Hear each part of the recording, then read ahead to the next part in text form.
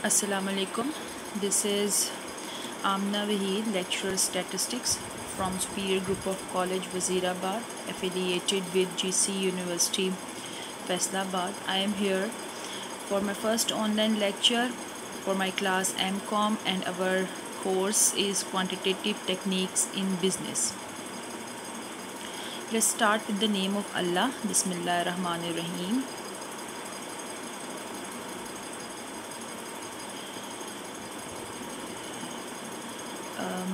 यहाँ मैं बताती चलूँ कि before moving on our new topic, हमारे लेक्चर्स जो हैं वो लॉकडाउन से पहले जो हैं वो चल रहे थे, लेकिन क्योंकि बीच में लॉकडाउन की वजह से जो गैप आया है, तो न्यू टॉपिक पे जाने से पहले ज़रूरी है कि हम पिछले टॉपिक का एक रिव्यू ले लें।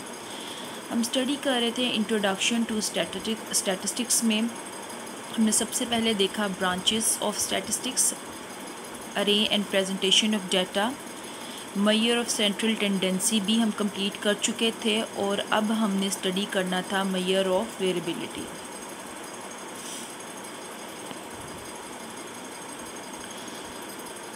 जी, इंट्रोडक्शन ऑफ स्टैटिस्टिक्स, इसे हमने काफ़ी डीपली जो है वो स्टडी कर लिया हुआ है। यहाँ मैं सिर्फ एक रिव्यू के तौर पर जो है वो ये बताना चाहूँगी कि स्टैटिस्टिक्स जो है जो कि हम जो है वो इसको दो मेन ब्रांचेस में जो है वो डिवाइड करते हैं, डिस्क्रिप्टिव स्टैटिस्टिक्स और inferential statistics. Descriptive statistics deals with collection, organisation, summarisation and presentation of data. हमारे पास जो डाटा है वो रफ़ एंड क्रूड फॉर्म में अवेलेबल होता है अगर हमने उसको प्राइमरी सोर्स इस्तेमाल करते हुए कलेक्ट किया है। प्राइमरी सोर्स ये हम पहले सब स्टडी कर चुके हैं। जब हम फर्स्ट टाइम डाटा को कलेक्ट करते हैं, वो डाटा जो है हमारे पास रफ़ फॉर्म में, नंबर्स की फॉर्म में पड़ा हुआ होता है। ये इस काबिल नहीं होता कि हम इसे किसी थर्ड पर्सन को जो है वो एक्सप्लेन कर सकें।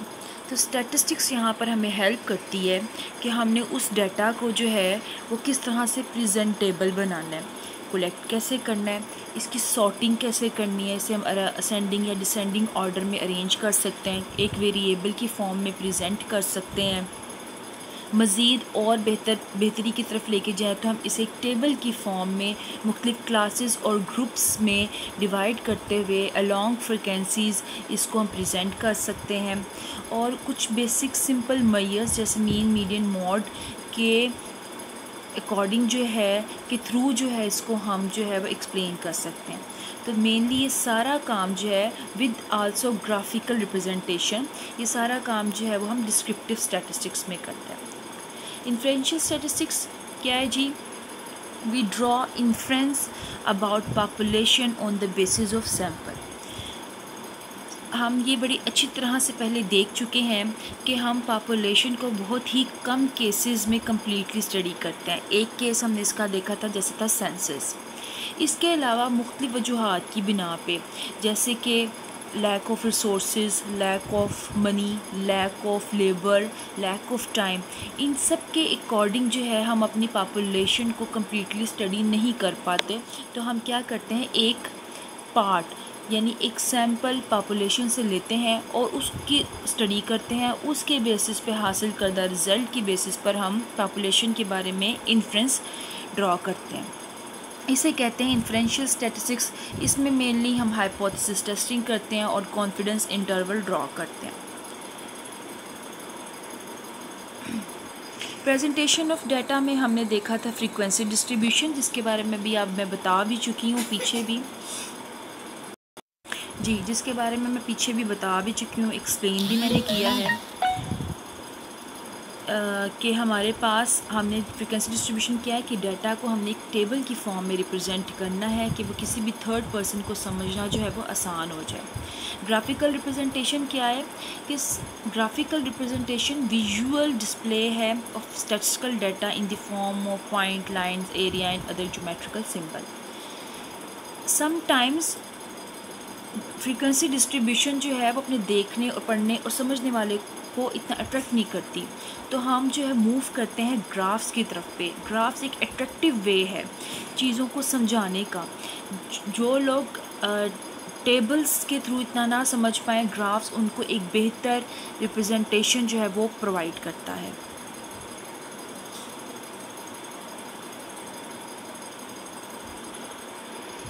मेजर ऑफ सेंट्रल टेंडेंसी, और इनको हम सिंपली एवरेजेस के नाम से जानते हैं। हाँ जी, सेंट्रल टेंडेंसी दरमियानी नुक्ता, वो पॉइंट जिस पे किसी डाटा की डिस्ट्रीब्यूशन जो है वो लोकेट करती है। किसी भी डाटा का दरमियानी नुक्ता, जैसे अगर आपसे कहा जाए आपकी क्लास में पिछले सेमेस्टर पे अगर 30-40 बच्चे हैं, उन सब का जीपीए जो है पूछा जाए जी एवरेज जीपीए क्या है, ठीक है, तो हम कहेंगे कि जी एवरेज जीपीए रहा है 3.2, मींस के वो वैल्यू है जिससे बिलो भी कुछ बच्चों के जीपीए हैं और इससे अबव भी बच्चों की जीपीए है, लेकिन मोस्टली डाटा इस पॉइंट के गिर्द जो है वो स्कैटर है, ठीक है। इसे हम कहते हैं एवरेजेस। एवरेजेस जो है वो मुख्तलिफ तरह के हैं, उसकी डिफरेंट टाइप्स हैं। अरिथमेटिक मीन और mean simply, weighted mean, geometric mean, median and mode, इन सब को हम डिटेल से पहले कर चुके हैं। इनको ग्रुप्ड और अनग्रुप्ड डाटा के लिए हम न्यूमेरिकली भी देख चुके हैं जी। अब सेंट्रल टेंडेंसी के होते हुए मेजर ऑफ डिस्पर्जन, जो कि मेन हमारा आज का टॉपिक है, इसकी ज़रूरत क्यों पड़ती है। सेंट्रल टेंडेंसी हमें एक पॉइंट, डाटा का सेंटर पॉइंट प्रोवाइड करती है, लेकिन किसी डाटा को डीपली स्टडी करने के लिए ज़रूरी है कि हम देखें उसके अंदर डिस्पर्जन कितनी है। डिस्पर्जन यानी जो मीन वैल्यू हमने ली है, अगर डाटा उसके करीब करीब है, बाकी सारा डाटा उसके करीब करीब सराउंड कर रहा है, लोकेट कर रहा है, तो इसका मतलब है कि डिस्पर्जन उतनी कम है, डाटा आपका उतना अच्छा और बेहतर है। अगर वैल्यूज़ जो हैं बहुत दूर दूर जो है वो मीन वैल्यू से पाई जाती हैं, तो इसका मतलब है उसमें स्कैटर्डनेस जो है, वेरिएबिलिटी जो है बहुत ज़्यादा है। यानी अगर मीन हमारा जो आया है जीपीए का जो मीन हमारे पास आया है, अगर वो 3.2 है और कुछ बच्चों का जीपीए 1 है और कुछ का 4 है या अबव 5 या 5 है, तो इसका मतलब है कि आपके पास वैल्यूज़ जो है वो मीन वैल्यू से बहुत दूर दूर भी लोकेट करें, डिस्पर्जन जो है वो ज़्यादा है। तो हमने डिस्पर्जन को जो है वो स्टडी करना होता है। इसको एक दफ़ा देख भी लेते हैं। Although measure central tendency provide us with information on mean, median and mode, additional information about the data can be supplemented by measured dispersion. The main purpose of measured dispersion is to get as much as possible a true picture of the data. Dispersion indicates the spread or variability of data in a distribution. In other words, dispersion is the amount of spread of data about the center of distribution. इसके अलावा measure of dispersion जो है वो हमें required होती है मुख्तलिफ़ किस्म के डाटा को कंपेयर करने के लिए भी। इसको हम आगे जो है वो एक्सप्लेन करते हैं जी। टाइप्स ऑफ डिस्पर्जन जो कि हमने स्टडी करनी है अभी, वो है range, variance, standard deviation and mean deviation जी। फर्स्ट है रेंज, कि आपने अपने अवेलेबल डाटा को जो है अरेंज करना है, उसमें से इसकी मिनिमम और मैक्सिमम वैल्यू लेनी है, दोनों का डिफरेंस लेना है और आपके पास रेंज आ जाएगी। और रेंज को जो है वो हम कैपिटल आर से जो है वो डिनोट करते हैं। रेंज जो है सबसे आसान है कैलकुलेट करने में और सबसे ज़्यादा इस्तेमाल होने वाला मेजर ऑफ डिस्पर्जन है, लेकिन इतना रिलायबल नहीं है क्योंकि ये अपने डाटा में मौजूद एक्सट्रीम ऑब्जर्वेशंस से अफेक्ट होता है। वेरिएंस एंड स्टैंडर्ड डेविएशन बहुत ही इम्पोर्टेंट और सबसे ज़्यादा इस्तेमाल होने वाला मेजर ऑफ डिस्पर्जन। वेरिएंस को हम स्टैटिस्टिक्स में बैकबोन ऑफ स्टैटिस्टिक्स भी कहते हैं, क्योंकि ये हमें डाटा में मौजूद वेरिएबिलिटी को एक्सप्लेन करता है और स्टैटिस्टिक्स का काम ही डाटा की वेरिएबिलिटी को कम से कम करके उसको स्टेबल करना होता है। वेरिएंस का स्क्वायर रूट जो है, पॉजिटिव स्क्वायर रूट जो है वो स्टैंडर्ड डेविएशन कहलाता है। सवाल यहाँ पे ये पैदा होता है कि जब स्टैंडर्ड डेविएशन वेरिएंस का ही स्क्वायर रूट है तो फिर वेरिएंस के होते इसकी ज़रूरत क्यों पड़ती है। वेरिएंस जो है वो जो उसके रिज़ल्ट्स आते हैं वो स्क्वायर ऑफ यूनिट्स में आते हैं। जैसे कि अगर आपके पास जो डाटा है केजी में है, लीटर्स में है, या रुपीज़ में है, या मैस में है, जो भी उसका यूनिट है, वेरिएंस जो है वो स्क्वायर ऑफ यूनिट्स में हमारे पास रिज़ल्ट देता है। तो जो हमारे पास इंटरप्रिटेशन है रिज़ल्ट की डाटा के मुतल्लिक, वो इतनी क्लियर पिक्चर जो है डाटा के बारे में नहीं देती। स्टैंडर्ड डेविएशन स्क्वायर रूट होने की वजह से ओरिजिनल यूनिट्स की फॉर्म में रिज़ल्ट्स प्रोवाइड करता है। यानी अगर आपके पास डाटा केजी में है और एस तो स्टैंडर्ड डेविएशन भी आ जाएगा 5 केजी या 5 पॉइंट या कुछ भी, ठीक है। तो वो जो यूनिट्स हैं सेम वही रहते हैं, मेजरमेंट ऑफ यूनिट्स वही रहते हैं जिसमें आपका ओरिजिनली डाटा जो है एक्सप्लेन किया जाता है। नेक्स्ट है मीन डेविएशन। मीन डेविएशन जो है हमारा स्टैंडर्ड डेविएशन का एक ऑल्टरनेटिव है। और ये ऑल्टरनेटिव हम क्यों यूज़ करते हैं कि स्टैंडर्ड डेविएशन नो डाउट सबसे ज़्यादा रिलायबल, ज़्यादा इस्तेमाल होने वाला मेजर ऑफ डिस्पर्जन है, लेकिन ये हमारे पास जो है वो एक्सट्रीम वैल्यूज से इफ़ेक्ट होता है। तो मीन डेविएशन जो है वो एक्सट्रीम वैल्यू से कम इफ़ेक्ट होता है। और इसमें हम जो डेविएशन है, वैल्यूज़ की जो डेविएशन है, वेरिएंस जो स्टैंडर्ड डेविएशन में हम लेते हैं मीन से, लेकिन मीन डेविएशन में हम डेविएशन मीडियन से भी ले लेते हैं, और इस केस में हमारे पास जो रिज़ल्ट्स हैं वो और भी ज़्यादा कम आते हैं। यहाँ मैं बताती चलूँ कि जो मेजर ऑफ डिस्पर्जन है, इसकी वैल्यू जितनी कम होगी डाटा, उतना ही हमारे पास जो है वो रिलायबल होगा, डिस्पर्जन उतनी ही हमारे पास कम होगी। जितनी ज़्यादा बड़े रिज़ल्ट्स आएंगे, इसका मतलब डिस्पर्जन उतनी ही ज़्यादा है और डाटा हमारे पास कम रिलायबल है। सिक्योरनेस जो है वो हमारे पास अभी नेक्स्ट टॉपिक में आएगा, इसको अभी हम इतना नहीं देखेंगे।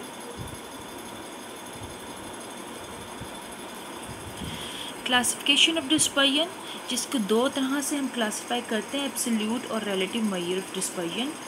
एब्सोल्यूट मेजर ऑफ डिस्पर्जन जो अभी मैं आपको एक्सप्लेन कर चुकी हूँ, जैसे था range, variance, standard deviation, mean deviation.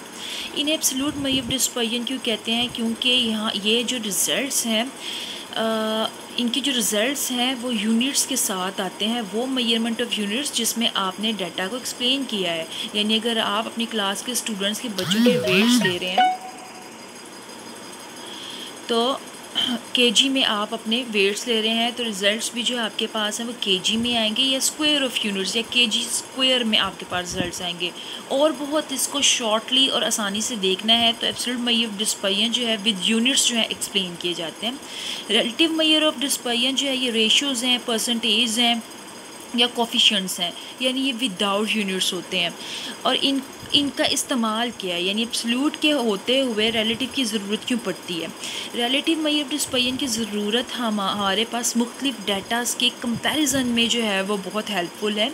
जैसे अगर आपके पास दो तरह के डाटा हैं, एब्सोल्यूट तो जो है वो किसी एक सिंगल डाटा के इंडिविजुअली डिस्पर्जन को अच्छे से एक्सप्लेन कर सकता है, लेकिन रिलेटिव जो है वो कंपैरिजन के पर्पस के लिए इस्तेमाल होता है। यानी अगर आपके पास एक डाटा केजीज में है और दूसरा डाटा अगर आपके पास फैमिली इनकम में है, रुपीज़ में है, तो हम इन रिलेटिव मेजर यूज़ करेंगे, क्योंकि जो रिज़ल्ट हमारे पास आते हैं वो रेशियो या कोफिशिएंट्स के फॉर्म में होते हैं, और आपके पास इस केस में यूनिट्स विदाउट यूनिट्स होते हैं। यानी अगर आप केजी में आपके पास रिज़ल्ट आ रहा है 3 और दूसरा आपके पास मनी का जो डाटा है वो आपके पास आ रहा है 5, तो 3 और 5 जो है वो कंपेयर करना आसान है। जबकि 3 केजी या 5 रुपीज़ यूनिट अलग होने की वजह से हम इनको कंपैरिजन नहीं कर सकते। तो अलग अलग तरह के डाटास का जब कंपैरिजन करना है, उनके अंदर की डिस्पर्जन को कंपेयर करना है कि कौन सा डाटा जो है ज़्यादा बेहतर है, तो उस केस में हम रिलेटिव मेजर डिस्पर्जन इस्तेमाल करते हैं। जो फर्स्ट वन रेंज, न्यूमेरिकली इसको हम देखेंगे। रेंज जो है वो एब्सोल्यूट मेजर डिस्पर्जन है, जबकि इसका कोफिशिएंट जो है हमारे पास यहाँ हम देख रहे हैं, इसका जो कोफिशिएंट है उसे हम कोफिशिएंट ऑफ रेंज कहते हैं और इसका फार्मूला है L minus S. L is for larger value, S is for smallest value, यानी maximum minus minimum divided by maximum plus minimum. दो डाटा है, एक ज्योमेट्री का एक मैथमेटिक्स का। ये क्लास स्टूडेंट्स ने जो मार्क्स ऑब्टेन किए हैं इन दोनों में उसका बेस डाटा है। इस पे हमने रेंज ली है ज्योमेट्री के लिए, देखें जी 21 माइनस 10, मैक्सिमम माइनस मिनिमम 11 और 26 माइनस 30 इस 26 इज़ रेंज फॉर मैथमेटिक्स। ठीक है, इस तरह इसके कोफिशिएंट है। यहाँ पे हम देख रहे हैं कि 0.35 बड़ी वैल्यू है 0.30 से, विच इंडिकेट्स कि जो हमारा ज्योमेट्री का डाटा है उसमें जो मार्क्स ऑब्टेन किए हैं बच्चों ने, वहाँ डिस्पर्जन ज़्यादा है। वेरिएंस और स्टैंडर्ड डेविएशन को मैं पहले भी अच्छे से एक्सप्लेन कर चुकी हूँ। सिंबॉलिकली इसको हम देख लेते हैं, रेंज को R से शो करते हैं। वेरिएंस को अगर हम पॉपुलेशन बेस्ड डाटा से डील करें तो सिग्मा स्क्वायर से कर रहे हैं, और अगर सैम्पल बेस्ड डाटा पे काम करें तो S स्क्वायर से कर रहे हैं। स्टैंडर्ड डेविएशन को हम सिग्मा से डिनोट करते हैं in case of population data, और S से डिनोट करते हैं in case of sample data. फार्मूले जी वेरिएंस के जो यहाँ फार्मूले हैं, summation x minus mu whole square divided by n। n is for mean. हमने डेविएशन लेनी है वेरिएंस के लिए, पहले वैल्यूज से मीन की डेविएशन लेनी है, उसका स्क्वायर करना है, सम करना है, टोटल नंबर ऑफ वैल्यूज से डिवाइड करना है। स्टैंडर्ड डेविएशन में इसी रिज़ल्ट का हमने स्क्वायर रूट ले लेना है। ये जो हमारा काम है वो पॉपुलेशन केस के लिए है, और इन फार्मूलाज को जो है वो हम डायरेक्ट फार्मूला कहते हैं जी। यहाँ पर भी जो है वो हमने ये सैम्पल और पॉपुलेशन के लिए फार्मूलाज को मज़ीद और एक्सप्लेन किया है। यहाँ थोड़ा सा मैं बताती चलूँ, इधर हम वेरिएंस का फार्मूला देख रहे हैं in case of population, summation x minus mu whole square divided by n, और सैम्पल के लिए हम कह रहे हैं summation x minus X bar. ज़ाहिर है जब सैम्पल पे आ गए हैं तो म्यू को हम चेंज कर देंगे, जस्ट नोटेशन है जी, एक्स बार से whole square divide by n minus 1। अच्छा जी, यहाँ n है और प्रीवियस स्लाइड में आपने देखा था n लिखा था, तो इससे आपको ने कंफ्यूज नहीं होना। आप n लिखें या n माइनस 1 लिखें, आपके जो रिज़ल्ट्स हैं वो कोई ख़राब कंसीडर नहीं किए जाएंगे। n-1 सैम्पल के केस में जस्ट इसलिए लिया जाता है ताकि हमारे रिज़ल्ट्स जो हैं वो ज़्यादा नेचुरल हो जाएं और अनबाइस्ड हो जाएं। हाँ जी, यहाँ पे एक एग्जांपल दी गई है डायरेक्ट मेथड से। सैम्पल हमारे पास जो क्वेश्चन है वो अनग्रुप्ड का है। ठीक है, हम देख रहे हैं एक सिंपल वेरिएबल हमारे पास पड़ा हुआ है x 1 2 2 3 4 5। एक सिंपल वेरिएबल है, ये ग्रुप्ड डाटा नहीं है क्योंकि यहाँ हमारे पास क्लासेस और फ्रीक्वेंसीज के फॉर्म में डाटा नहीं है। जस्ट हमारे पास एक वेरिएबल है x 1 2 2 3 4 5। ठीक है, हमने सैम्पल वेरिएंस फाइंड करना है। ये डायरेक्ट मेथड से हमने काम करना है, और हमारे पास जो डाटा है वो सैम्पल डाटा है। फार्मूला रहेगा s square summation x minus X bar whole square divided by n। x आपके पास अवेलेबल है, सबसे पहले लेना है आपने x बार। x बार कैसे लेंगे जी, मीन आपने लेना है। मीन आपने किस तरह से लेना है, सारी वैल्यूज़ को आपने सम करना होता है, मीन आपको लेने आता है और टोटल नंबर ऑफ़ वैल्यूज़ से डिवाइड कर देना है। मीन आपके पास आ रहा है 2.83। x की हर वैल्यू को आपने मीन से माइनस करना है तो आपके पास डेविएशन आ जाएगी, यानी x माइनस एक्स बार डेविएशन आ जाएगा। 1 minus 2.83, 2 minus 2.83, 2 minus 2.83, 3 minus 2.83 and so on. आपके पास यहाँ पे डेविएशन आ गई है x माइनस एक्स बार। नेक्स्ट आपने इन वैल्यूज़ का स्क्वायर ले लेना है जिस तरह यहाँ लिया गया है, इन सबको सम अप करना है, रिजल्ट आएगा 10.84 और आपने डिवाइड कर देना है n से। n यहाँ पे क्या है, 6 ऑब्जर्वेशन हैं, आप देख रहे हैं 1 2 3 4 5 6। n से डिवाइड करना है, या आपने और रिजल्ट्स को अनबाइस्ड करने के लिए n-1 से डिवाइड करना है। s स्क्वायर वेरिएंस आ रहा है आपके पास 2.17। इधर ही आप इस 2.17 का स्क्वायर रूट लेकर स्टैंडर्ड डेविएशन भी ले सकते हैं।